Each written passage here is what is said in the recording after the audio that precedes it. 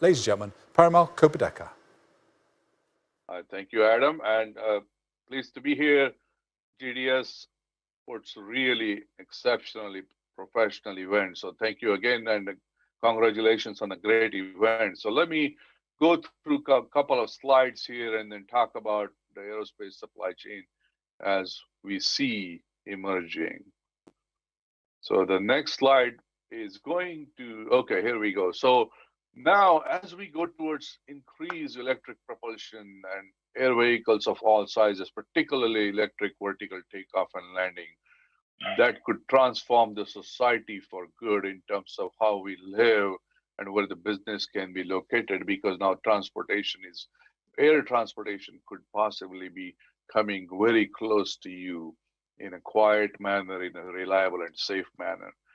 That requires a significant shift in the mindset of the supply chain. And let's take a look at the opportunities that it presents. And electric aviation will reduce basically the environmental footprint. But in terms of getting ready towards that, we get a lot of phone calls, texts, and interactions looking for suppliers. As you can imagine, you are in the early stage of aircraft building and prototyping and rapidly iterating your designs. So the volume is low. So people are interested in building these vehicles and they want to get access, very quick, rapid access to the suppliers, not yet quite needing the high volume, but overmolding parts, actuators, motors, propellers, batteries, many things, castings and such. We really see the need to have a very strong supply chain in that context. And so that we want to reduce the environmental footprint, we want to build the aircraft development cycle such that it is very rapid. We want to have very high production rates because we're looking at production rates that are in tune related to the cars, not with the conventional aircraft. Just to give an example, worldwide there are 79 million cars made in 2018. As compared that with the aircraft, Boeing and Airbus made 800 plus aircraft each. So there's a huge difference between the current aviation production and the car manufacturing. And these electric vertical takeoff and landings and drones will be somewhere in the middle. So we need to basically figure out how to increase the production rate of these aviation grade systems, which are different. And the resiliency becomes extremely important. So the three stages of supply chain are access. When you are pre-certification, when you need fewer aircraft, it's the access to suppliers is important. Second is the resiliency, making sure that you have multiple suppliers who can offer same type of part, ball bearing, aviation grade, for example, so that you're not stuck with only onesie, twosie suppliers, or if they have a problem, then you can migrate towards a different supplier. So building that resilience is important. And in the mature scale, when you start to scale up your production, you want to also make sure that you have access, resiliency, and the high production rate, as well as the maintenance, repair, and overall. Now, what's unique about this is that maintenance repair will be done at the local level. You can imagine that these operations will occur at Dallas and Los Angeles and San Diego and places in different parts of the world. You want to have localized maintenance, localized parts inventory that's aviation grade. And that opens up new market, new jobs, new entrepreneurship opportunities. So I will wait and stop here for you and wait for your questions, Adam. First one on the list was how will the future aerospace manufacturing ecosystem differ from today? But it kind of feels like you've spoken about it a bit there. Yeah, that's a great question, and it's worth repeating that the numbers game is going to be very different from aviation manufacturing today that occurs, aircraft manufacturing 800 each, and then 1,000 of basically kind of helicopter operations or helicopter productions per year, 2 millions. Now, drones, smaller drones, 55-pound and below, alone are in millions. And these vehicles, this electric vertical takeoff and landing, they are expected to be in 10,000s by 2030. So the the numbers game is very processes and this whole supply chain to maintain that continuity and resiliency quality. And it's interesting, I suppose, in kind of one way, because it feels like what you're talking about is building a resilient supply chain to build the vertical takeoff and landing aircraft that might form the supply chain of the future. And they were indeed, it's a very good nested loop, isn't it? That these vehicles itself can be supporting the future supply chain. I'll give you an example. We did student intern project in the summer and just before Christmas, where the farmers were throwing fruits and vegetables during COVID because they didn't have access to transportation, they didn't have access to labor. So we were able to actually create volunteer flights that connected farmers to food bank. We delivered about 1 ton of supplies from farmers to food banks through aviation. And that's the true power of this electric vertical takeoff and landing. They will be quieter, they can reach to deeper areas where aviation hasn't reached before, and that could change the way the supply chain will evolve itself. That's a great point. Did you work with, or do you know, I think they're called Zipline, I think, if I'm right, wrong, who do this kind of in Africa, don't they, but with bloods and medicines and things like that? Yeah, Zipline is a great example where they have been pushing the limits of basically logistics and drone delivery through drone, and they have been doing in Rwanda and few other places for medical delivery where the roads are not available. And that's a great example of how drones can be used to support the enhanced delivery systems. And you have other examples as well, like Google and Amazon and many other companies that are vying for that market as well. I think if we are successful in this adventure, the aviation could reach every zip code and possibly every household, particularly the smaller drones, and the larger electric vertical takeoff and landing vehicles could reach every zip code. And that is a really powerful enabler for transformation and services and goods to be basically transported. Yeah, absolutely. Well, we started today talking about the last mile, and you know, feels very much like we're ending it talking about what really could impact it. What approaches do you think then, PK, will make a significant impact on the safety, reliability, and cost of business operations for these markets? I think one of the fundamental things is digitization. The digital connectivity, digital network of entire supply chain that is harmonized and standardized for all lower tiers as well as the OEMs, original equipment manufacturers, is key. A lot of times we pay attention to the OEMs, and that's well deserved.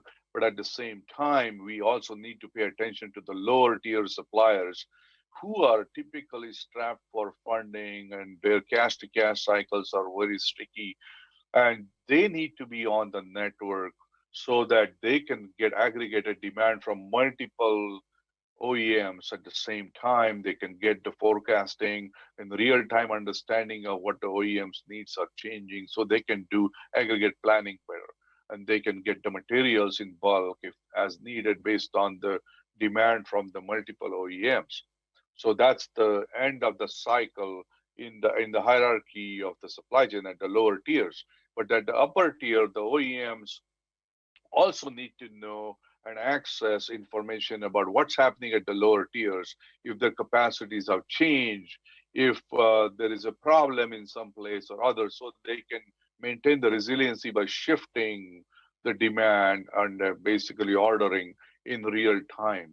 So this will up and down multiple suppliers to multiple OEMs connectivity and the digitization is very, very critical to maintaining the resilient operations and maintaining the most efficiency of the supply chain. No longer is the company that actually alone defines the efficiency, but the entire supply chain defines the efficiency of your product and service. So particularly if we just looking at those lower tiers, it's something that Eric kind of mentioned earlier. This sort of, you know, taking care of your supplier risk. I'm wondering, you talk about digitizing them, getting them all on some sort of platform. Who solves for that? Yeah, I think so.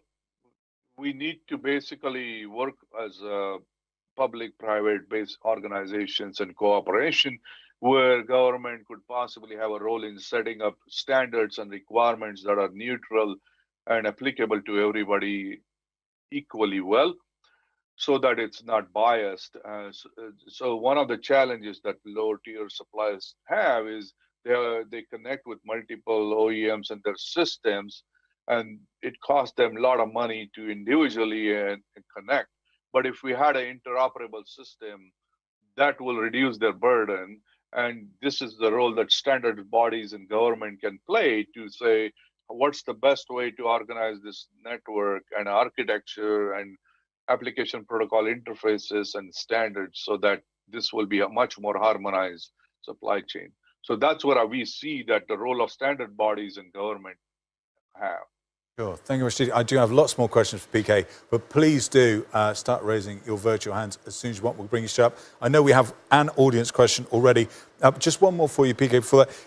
How will a sustainable supply chain help to serve the broader mass market?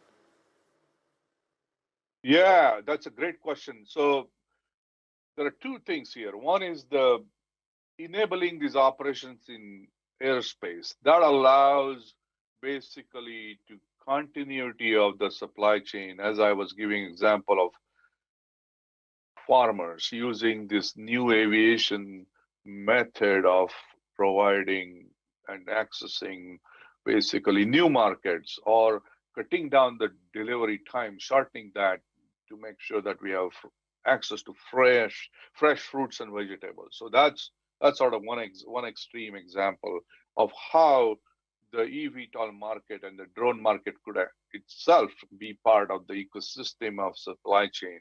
And the second is by having this digital network of suppliers connected to each other through multiple OEMs, now we have increased the resiliency. So, for example, we are producing cars. Let's just take as an example, and all of a sudden we need more ventilators. So we could, if we have a digitized network, I could send in that request through this network to thousands of suppliers and say, hey, who is able to do that? Who has excess capacity? And we can get those kind of interactions going and build in the resiliency for adjacent markets. So I think it's a really great way to expand the thinking from just aviation or just automobile to other adjacent markets. And this digitization and the connectivity and electronic exchange platform that we are thinking of building to release will reduce that friction for finding the new suppliers, small, medium enterprises in particular, who will be able to get with the same access that the other larger suppliers have. So this is the power of basically connectivity because now you can increase your agility and pivot to different models or different product lines if need to. Thank you very much, Steve. PK. We have our first audience question from Mark at SGWS. Hey, Mark, Hi, how are you? Thanks for taking time out of your busy day to talk to us supply chain folks. So my question is, call it 3, 4, 5, 10 years from now, when these vertical takeoff vehicles are fully scaled and there's millions of them flying around, do you envision there being an FAA type of government regulation that's playing air traffic control, or do you see these drones, vehicles as more autonomous, connected, talking to themselves so that they don't crash into each other and our skies aren't just, full of these flying drones over our heads at all times? How do you see that working out long term? Yeah, that's a great question. So many of the current entrants into the electric vertical takeoff and landing have pilots on board. Some of them don't, but many of them do. So that's the beginning. But what we have characterized as unmanned or aircraft system traffic management, where we build a digitized, cooperative, intent sharing based on service oriented architecture, as well as third parties offering these services, kind of a model, and we are expanding that model towards this eVTOL industry as well. That will allow us to scale these operations without burdening the current air traffic control or air traffic management. They will still be able to say which areas in the airspace can be used, which areas are not available to be used, and so on and so forth. But by having a digitized, coordinated system where we have more of a share and care mindset rather than management by clearance. So we want to get to the paradigm of management by exception. By that, I mean air traffic controllers today have information about what's happening in the sky because they have radar, they get the data feeds, and they see which aircraft are in there. Only they have that information. So if pilot wants to make a change, they had to call air traffic controller to say, I want to turn right, left, or speed up, slow down, up, go up or down. Then air traffic controller can make sure that that particular action is safe and the clearance is delivered. But now you flip that model and say that same information is now also available to the operator. Then you can, instead of saying management by clearance, you just do management by exception. Just tell them what not to do, and they can figure out their business trajectory that's useful for them. So that's the model where we are leading towards, so that it will be, again, this sense of that will depend on how well we can coordinate digitally with each other, how well we can share the intent with each other, how well we can detect the other aircraft in presence of other non-cooperative aircraft, and so on and so forth. But really, we are migrating towards that. We are already demonstrated the feasibility and proof of concept through unmanned aircraft system traffic management, and we are now doing active research in this area to expand that same thinking towards electric vertical takeoff and landing, so that we can scale these operations at a much different level than what happens today in the current air traffic management system, which handles 50,000 operations. One operation is takeoff and landing. At a time, there are 6,000 to 7,000 aircraft in the sky, and what we see in the future will be very different scaled operation, and that's what requires this new way of thinking. Thank you for that question. Mark, thank you very much indeed. So I hope that was useful. Oh, it was brilliant. Yeah, I didn't think of it that way, so I learned something new. Thank you. Lovely. Thank you very much indeed, Mark. Have a great rest of the summit. Much appreciated, sir. Thank you. So, Pari, what is unique then about the aerospace supply chain? What are the big risks? That's a great question. So, aerospace supply chain requires a very tight production certification processes and making sure that these parts and inventory is graded for aviation. You cannot just buy a part that looks like that and replace it, because the forces are different, the temperature regimes are different, and the ability to handle all that is critical. So every part, every type of subsystem has gone through this validation that they are intended and fit for the purpose it will operate under. And this is what is unique about aerospace. And this is why some of the parts are expensive. That's why sometimes there is a tendency for using unauthorized parts because they are cheaper. You know, the replacement parts may look like it, but they are not the same. Their performance standard and performance requirements just are not there. So it's really critical that we maintain that integrity of the parts. In the past, there have been examples where different coatings were done or used different parts, and that have resulted into accidents and incidences. And we want to maintain that safety assurance, that particularly as we go more regional and have more localized maintenance, repair, and overall operations, it is very critical to have that access to the parts inventory that's aviation grade. Whereas something like 3D printing, I asked earlier, I'm just sort of fascinated in, you know, is it effective yet? Is it up and working beyond the sort of prototypes and you know, the kind of highline things we see? We see these brilliant things of them printing houses in an hour and all that sort of stuff. But in that practical, functional sense, particularly within something like aerospace, is it good enough? Yeah, 3D printing is definitely useful and it's effective. and people are beginning to use it. Organizations are beginning to use it for aviation parts. As long as we can have a tight quality control that guarantees the performance requirements of that part, 3D printing is useful. And in fact, for maintenance, repair, overhaul, that would be one of the areas where there is a huge opportunity. But again, it will have to be a process that is repeatable, that's consistent, that guarantees that performance and quality that's required for aviation grade. And as long as we can demonstrate that, then 3D printing is awesome, because then we can have localized manufacturing. We can get the parts at a higher rate at the localized level without having to wait for the transportation and other things. So definitely a way to move forward. And there is number of analysis going on to figure out what are the areas where we can use 3D printing, and how can we make sure that its certification is guaranteed for those parts. Of course, thank you. And what are the critical emerging needs then in the aerospace supply chain? Where are the gaps? We talked about risks and gaps.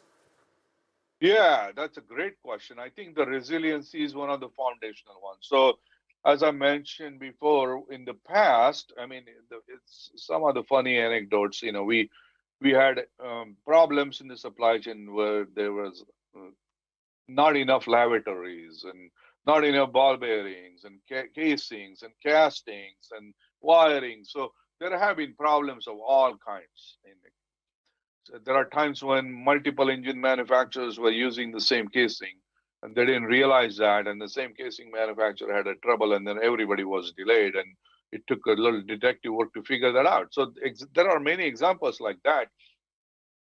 So that's fundamentally to analyze the whole supply chain network and saying, where are the gaps? Where are the opportunities where we need to add more capacity? That's number one. Second is the coordination up and down, OEMs to low tier suppliers and many to many connectivity in a digitized way. That's a second important aspect and need that needs to be fulfilled. And third is continuously look out, and building a aero supply chain needs to be more proactive, not a reactive means, because it does take time. If you want to do microelectronics foundry, it takes time. If you want to do casing manufacturing, that's aviation grade, that takes time. So we need to start to look ahead and forecast where the aviation industry at large is going, different types of aircraft, not just one type, and analyze to see where we have enough capacity and where do we need extra capacity, and how do we actually build that capacities through policies, through incentives, through maybe different manufacturing methods, and so on and so forth. So one example is materials. Cobalt, there are many basically high temperature products and components use cobalt, while electric vehicles, cars are also going to use cobalt. Now, the question is, do we have enough capacity to get the cobalt for all those applications that we are postulating? So maybe we need to start to look at different materials that will also meet that. So this is just an example as to how we want to look at future proofing the supply chain, because we really need to understand what the future needs are, and then go backwards and say, like, what do I need to start doing now? Because it does take time to build a supply chain. All the folks in the audience realize this, that building a supply chain is not an overnight affair. It does take quite some time, capital investment, relationships, and such. So we need to start looking at that right now. Rob, hello, welcome. What's your question for PK? Thanks for having me. Yeah, PK, this is really interesting. And all of the discussion around the possibilities of the future for this area just make me wonder about, do you think there's going to be any drag in adoption, especially when we're talking about drones and unmanned vehicles, given the liability potential or the landscape of liability changing? You know, as you mentioned before, you know, in aviation generally, there's a very much a regulated environment, and I think what you're sort of painting the picture of is much more unregulated or less regulated environment. Do you think that will be a drag on adoption for some companies to to sort of adopt unmanned deliveries and unmanned vehicles? I think it's a great question, and we respect, being in the federal government, of course, we respect the federal government's authority and regulatory preview, and FAA does a remarkable job in regulating basically the operations, and they have been at the front of this, and we have set the stage for new way of thinking of enabling these drones through unmanned aircraft system traffic management. Just to give an examples, one of the concepts is the third-party service supplier. So we call USS, Unmanned Aircraft Systems Service Supplier, USS. Those had to be vetted by basically FAA. They had to meet certain standards. So the way we are doing, unleashing that is that it's performance-based. So they must meet certain level of performance. They must demonstrate that performance is able to be basically met through certain tests and protocols. That's the way we basically guarantee that.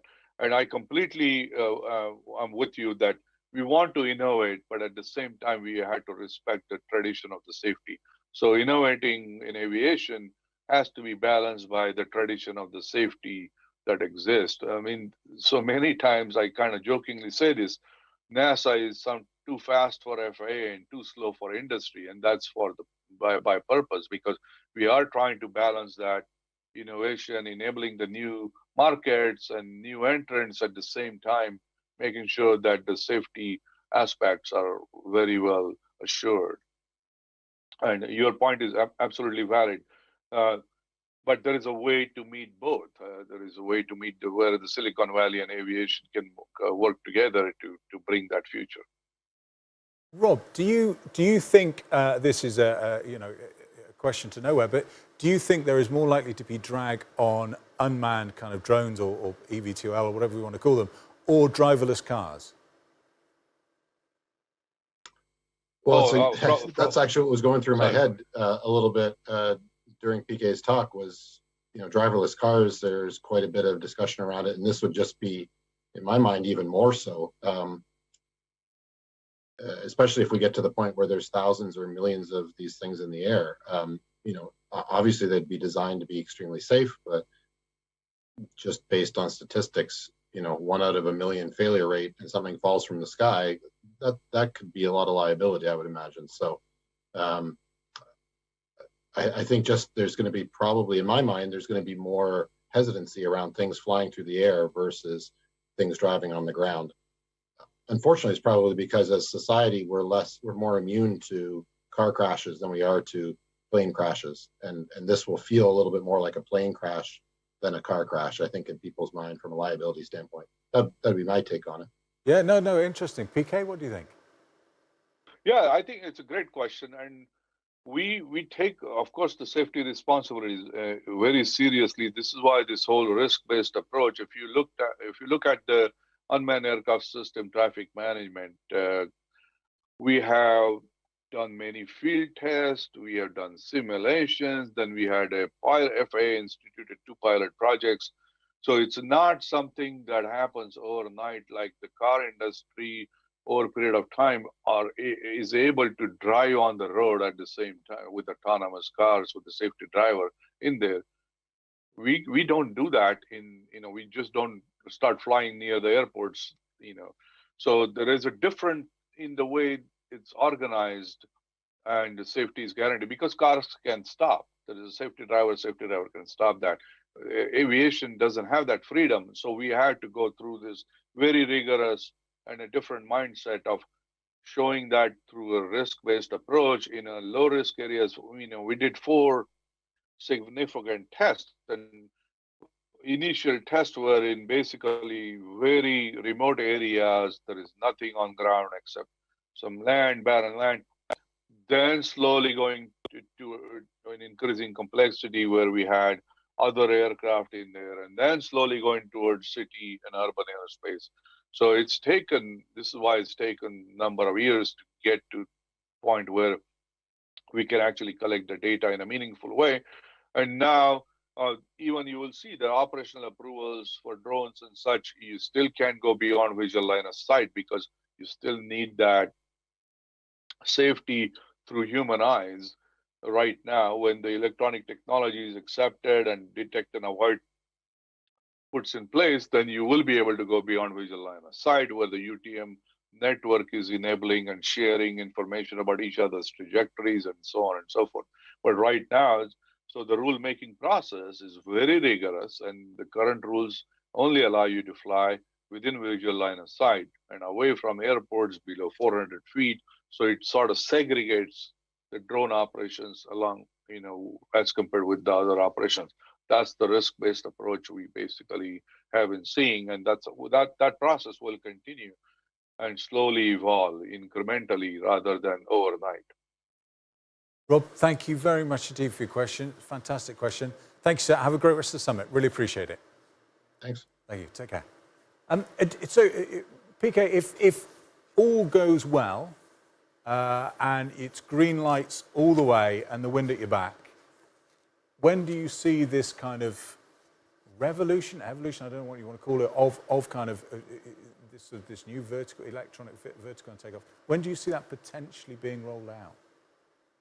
Yeah, great question. So community is expecting the first approval, aircraft certification and their approval by 2022-23. So that will be the initial start. That is not scaled operations. We are expecting the scaled operations, what we call urban air mobility maturity level 4, which is sort of medium density, medium complexity operations by 2030. So the scaling will slowly pick up for the reasons that Rob mentioned and Mark mentioned, that it is the safety conscious culture, and we need to slowly ramp up to the scale and not rush through that. So the initial operations will be very much piloted 2023-ish once the certification is approved by FAA, and that will kickstart the industry.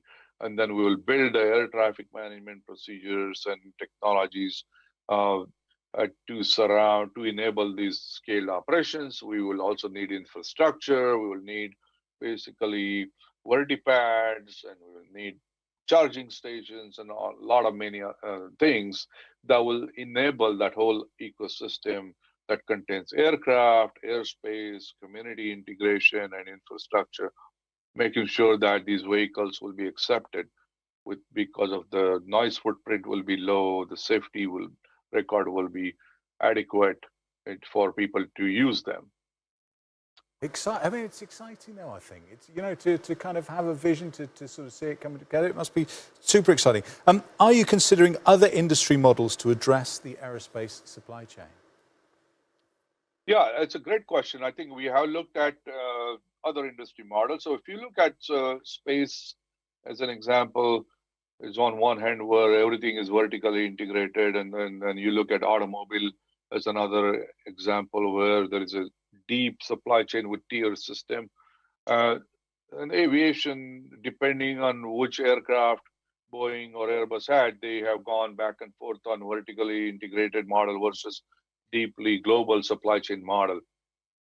And for those who are supply chain experts in the audience, which is everybody, they know the strengths and weaknesses of complete vertical integration. Now, if you want to maintain IP of certain types of processes and your components, yeah, vertical integration makes sense. But if you want to basically push towards much more rapid acceleration towards scalability, the vertical integration may or may not be the best approach. Another example is standardization. So we learned this, the learning from automobile industry is so crucial in this case. So if you go to any gas station, pump, fuel your car, regardless of which car you have, the nozzle works, the same nozzle is. So we want to standardize certain things so that all these companies, all eVTOL manufacturers can reduce the cost and allow more interchangeability at the vertipads and such. So that's sort of the idea, is you learn from the best practices that have worked in the past, standardization, digitization, as well as basically pushing the scalability through the right balance of vertical integration and a deep supply chain network. Those are the things that we learn from many industries. And you can see that if you want complete resiliency and or you want to reduce your capital as well as reduce your risk of disruption, you want to have a deeper supply chain rather than complete vertically integrated systems. So there's a balance, and every company has to make that decision for themselves as to what is that right balance may look like. There are examples where Ford tried to use basically complete vertical integration, and they did rubber plantations in Brazil, and they learned a lot from that. That's not a good idea to do that. So there are many examples like that, and that striking that right balance is critical. How lovely it would be to have a genuinely universal plug. It would certainly ease my burden. PK, thank you so much for spending the time. Thank you. Thank you for having me, Adam. Always a pleasure.